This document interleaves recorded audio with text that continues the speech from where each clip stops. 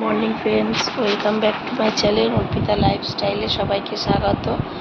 আশা করি সবাই ভালো আছো, সুস্থ আছো। আমিও ভালো আছি, তবে মনটা আমার খুবই খারাপ। দেখতেই পাচ্ছ, বাবানের শরীর কাল রাত্রির থেকে হঠাৎ করে খুব খারাপ হয়েছে। পায়খানা বমি করছে। পায়খানা হয়তো একবার করেছে, কিন্তু বমি করেছে, খুব নিস্তেজ হয়ে গেছে। তার মধ্যে আজ থেকে ওর আবার পরীক্ষা শুরু।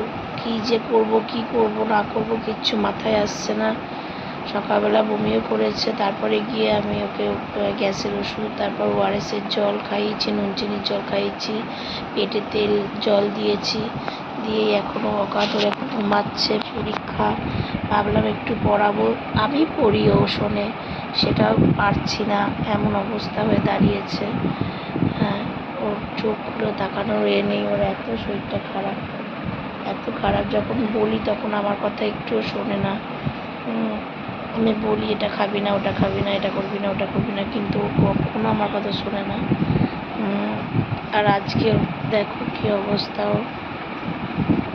কালকে সারা রাত সেই কারণে ভালো করে ঘুমও হয়নি, মানে এত শরীর খারাপ, ওর জন্য আমাদেরও ঘুম হয়নি। তা ভাবলাম একটু ঘুমাবো, কিন্তু সকালবেলা রুটি আলু ভাজা করে দিয়ে এসেছি, যারা যারা খাবে। আমি তো কিচ্ছু খাইনি এখনো পর্যন্ত, জল ছাড়া। আর ওর শরীরটা খারাপ হলে আমারও মনটা খারাপ লাগে, তাই ইচ্ছাও করছে না কিছু খেতে। সকালবেলা ওর আম্মা পড়াতে এসেছিলো, পড়িয়ে গেল এই মাত্র, তো শুয়ে আছে। এবার একটু চান করাবো, ভালো লাগছে না একদম মনটা। বাড়িতে ছোটদের কিছু হলে না মনটা খুবই খারাপ হয়ে যায়। আর বিশেষ করে ওরা আজকে এক্সামে কী করবে না করবে, পেট ব্যথা পাচ্ছে বলে, কেমন কেমন এটা ডেকে উঠছে। আজকে সকালটা, কালকের এমনি রাত করে, কালকে বললাম আমাদের এখানে সন্ন্যাসের মেলা হয়েছিল। মেলা না ঠিক, ওরা ভান্ডারা দিয়েছিল, তো খাওয়া দাওয়া করেছে। তো অনেক রাতেই কালকে শুতে শুতে 1টা বেজে গেছিলো। আমি তো যাইনি, বাবানও যায়নি, দাদারা ছিল বাইরে। এসে দরজা বন্ধ করে শুতে শুতে 1টা বেজে গেছিলো। তারপর থেকেই ও জাগা, আমারও আজকে সেভাবে ঘুম হয়নি। মানে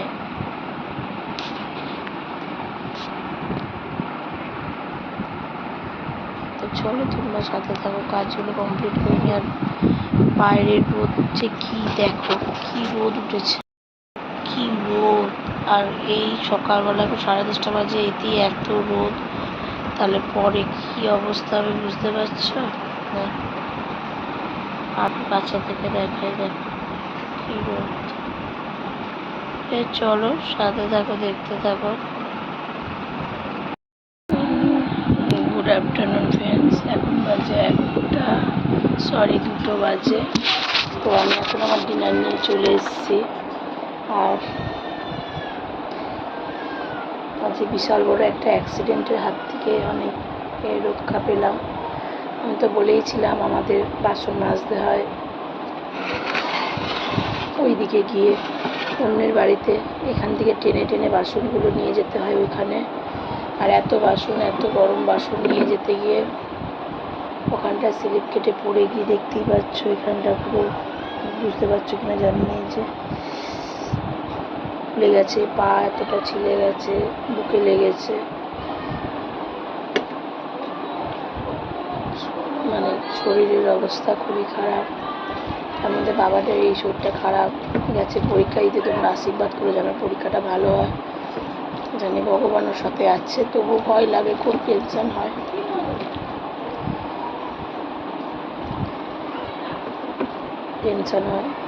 আজকে ডিনারে হয়েছে টক ডাল, আলু সিদ্ধ, ডিমের আমলের কচুরলতি, এই যে কচুরলতি।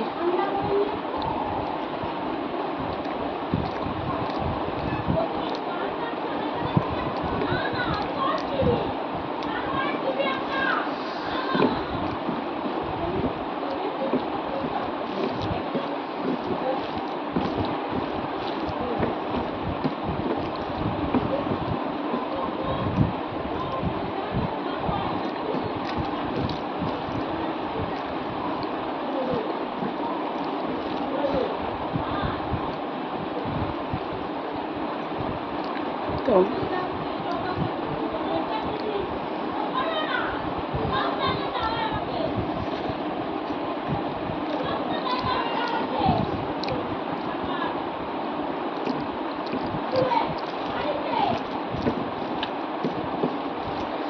তো এখন সকাল থেকে কিছুই খাইনি, শুধু জল আর দুটো শুকনো মুড়ি খেয়েছিলাম, আর এখনই খাবার নিয়ে এসেছি।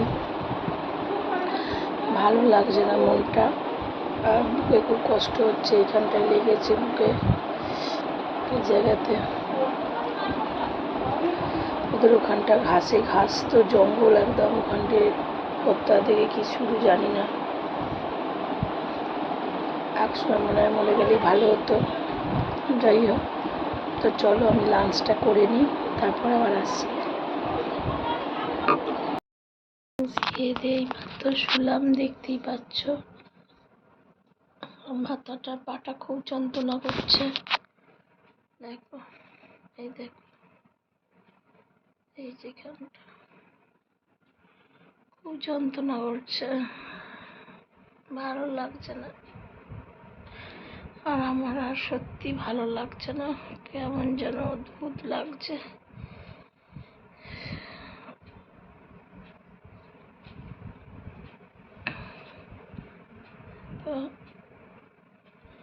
তো খেয়ে দিয়ে শুলাম, মোবাইলটাই দেখছিলাম, অনেক খাওয়া হয়ে গেছিল অনেকক্ষণ আগে, তবু মোবাইল দেখছিলাম।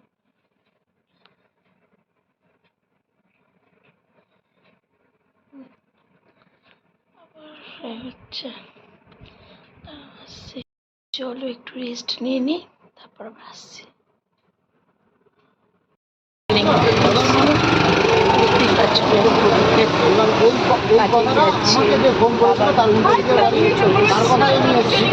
আমাদের শরীরটা খারাপ, পকাতুরে ব্যাপার ছিল,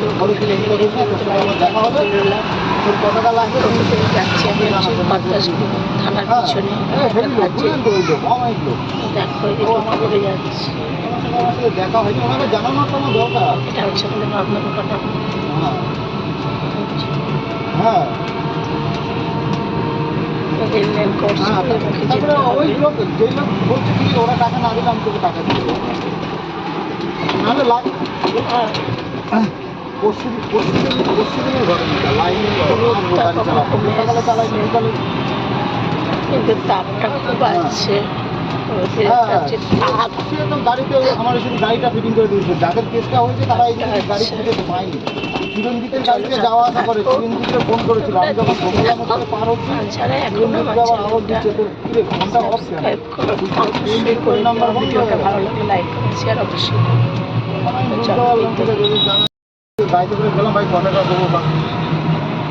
আজকে তো পাশের বাড়ির লোকটা তোকে আমাকে দেখে দিল বলে তুই ফোনটা আটকে 8 নম্বরে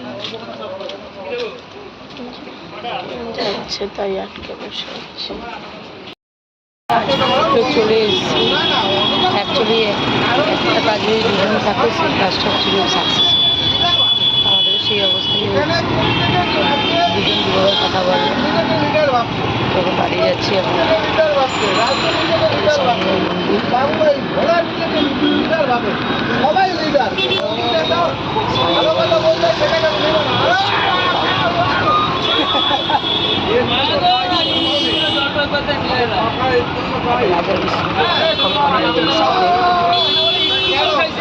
রাজা বিস্কুট কোম্পানি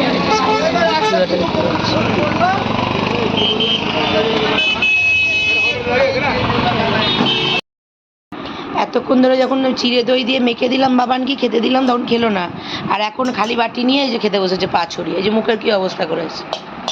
এতক্ষণ যখন বললাম তখন আর আমার কথা পাত্তা দিল না, তখন মুখ ঘুরিয়ে চলে গেছে। এবার এখন দেখছে ভিজে জল নিয়ে খেলেছে, সারা দুনিয়া ভিজেছে, ভিজে এখন এই যে বসেছে, এবার চিড়ে দই খেতে যা হচ্ছে করে। ভালো ভালো, ভালো ভালো। সবাইকে চোখ দেখিয়ে দাও, তোমার চোখটা দেখিয়ে দাও তো, দেখতে পাচ্ছে না, এদিকে ঘুরে দেখাও, এই যে তাকাও, এই যে মাম্মাই কই, কখন খেতে ব্যস্ত। দেখো এখন চিড়ে দই খাচ্ছে, ওইটার মধ্যে কিছু নেই, ওটাতে চেড়ে চেড়ে খাচ্ছে। আর যখন আমি খেতে বললাম তখন ও খাবে না, এত দুষ্টু হয়েছে। দুষ্টু বাঁকার কাছে দুষ্টু বাঁকা। আমাকে দই চিড়ে মেখে খাইয়ে দিলাম, আমি একটুখানি খেলাম, আমারও খিদা খিদা পাচ্ছিল। আর মাথাটার অবস্থা খুবই খারাপ, দেখতেই পাচ্ছ ফুলে একদম হয়ে গেছে আলু। তা সবাই বলছে বরফ লাগাতে। নিজের ইচ্ছা, নিজেকে ঠিক করার ইচ্ছা যদি কারোর মধ্যে না থাকে তাহলে সেটা কখনোই হবে না। সেটা আমার মধ্যেও, যেটা আমার এখন পূর্ণ করেছে। নিজেকে আর ইচ্ছা ঠিক করার কোনো ইচ্ছাই নেই। আর পায়ের অবস্থাও তো খুবই খারাপ, মানে একদম কি বলবো, মানে দেখলে বুঝতে পারবে। আর এখানটায় তো লেগেছে, এখানটাও ব্যথা, কালসিটে পড়ে গেছে। তো চলো আমি বাবানকে এবার পড়াতে বসাবো। বাবানের পরীক্ষাটা কি মোটামুটি হয়েছে বললো, পড়াতে বসাবো। চল দেখতে থাকো, আরও খেতে থাকো। এই যে চোখ দেখি দাও, তোমার চোখ কই? ওই যে মাথা কই? মাথা। হাত কই? হাত। ওটা পা। করে দিয়ে দেবো। দেখতে পাচ্ছ আমার খাওয়া দাওয়া কমপ্লিট হয়ে গেছে। বাবানকে পড়িয়ে গেলাম রুটি করতে, রুটি, বেগুন ভাজা, আলু ভাজা। বাবানের জন্য ভাত করলাম, করে টরে এসে এখন স্নান করবি না? পায়খানা পেয়েছে, ভালো করে পেটে জল দিবি আগে। গামছা নিয়ে যা, তোর পায়খানাই পেয়েছে, মিথ্যে তো বলছিস, লুকাচ্ছিস তুই। বই ভাচ্ছে, গামছাটা নিয়ে যা, গামছাটা নিয়ে যা।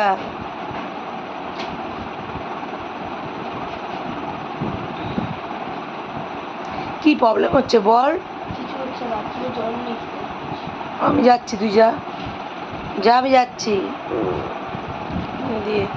তো সেই কারণে আমার মানে মাথাটা মানে একটু সেটা আছে।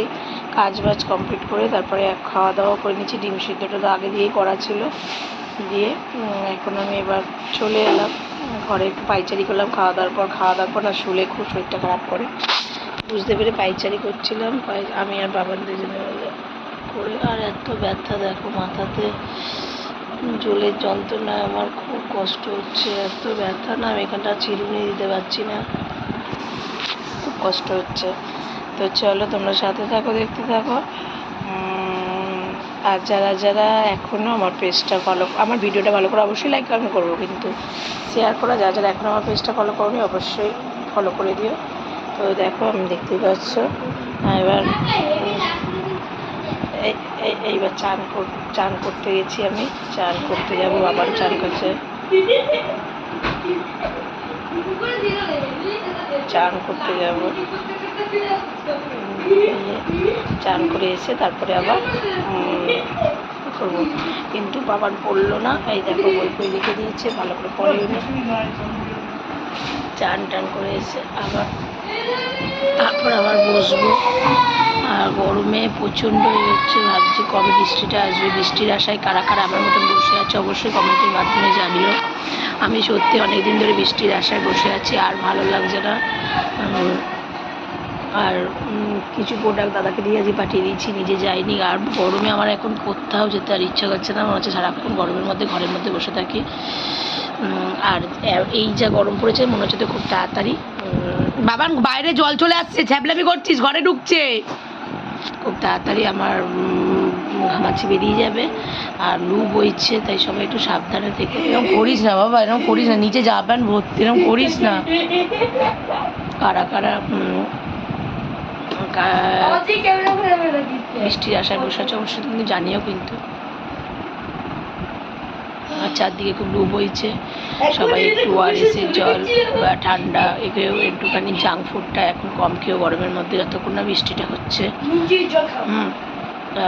বাবানকে নিয়ে আমি যা ভুগেছি আজকে, এরকম যেন কারোর কোনো রকম না হয়, কারণ বাবানের শরীরটা সত্যিই খুব খারাপ হয়েছিল, যে মানে দেখলে বুঝতে পারতে যে কত পরিমাণে শরীরটা খারাপ করেছিল। চলো সাথে থাকো, দেখতে থাকো। যা যারা এখন তা আজকের মতন ব্লগটা এই পর্যন্তই, কালকে আবার নতুন ব্লগ নিয়ে আসবো। তো চলো টাটা, গুড নাইট, সবাই ভালো থেকো, আমি চেষ্টা করছি ভালো থাকো।